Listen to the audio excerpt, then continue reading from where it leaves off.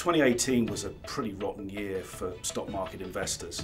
It's been a fairly long bull market in America, really, since March 2009.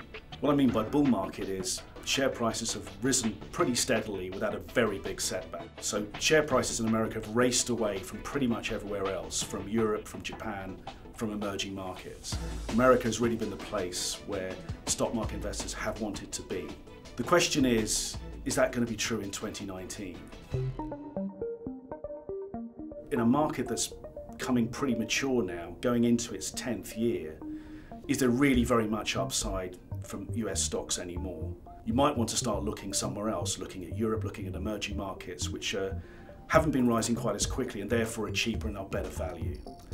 The other way of looking at things is to say, if things are getting risky after a pretty awful year like 2018, I might just want to double down on the things that have done well for me so far. Stick with America, stick with technology stocks, so-called FANG. That's Facebook, Apple, Amazon, Netflix and Google.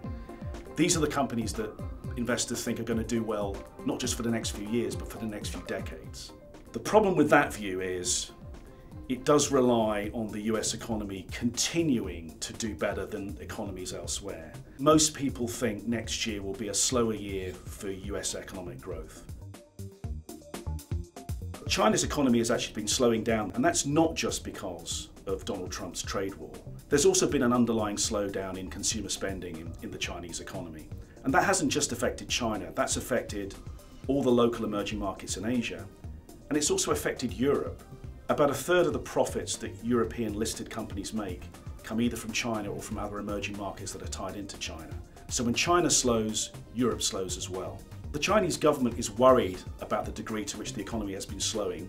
So it's been trying to G up the economy a little bit by cutting taxes, by relaxing monetary policy, and by spending more on infrastructure. If that starts to percolate through into the Chinese economy next year, you could also see growth picking up in economies that rely heavily on Chinese demand, in Asia, but also in Europe. Half of investors think it's best to stick with the US market, and half of investors think it would be better to look elsewhere for growth. We're looking forward here, and we don't really know what's going to happen in 2019. Investors always have to deal with uncertainty. What's the best way to deal with that? Well, in general, it makes sense to try and spread your bets widely, not to put all your eggs in one basket, as investors have been doing with the American market. Buy a basket of stocks that gives you exposure to a wide range of emerging markets, and also a basket of stocks that gives you exposure to a lot of rich economies outside America. That's Europe and Japan and Australia. Spread your bets is probably the best strategy for 2019.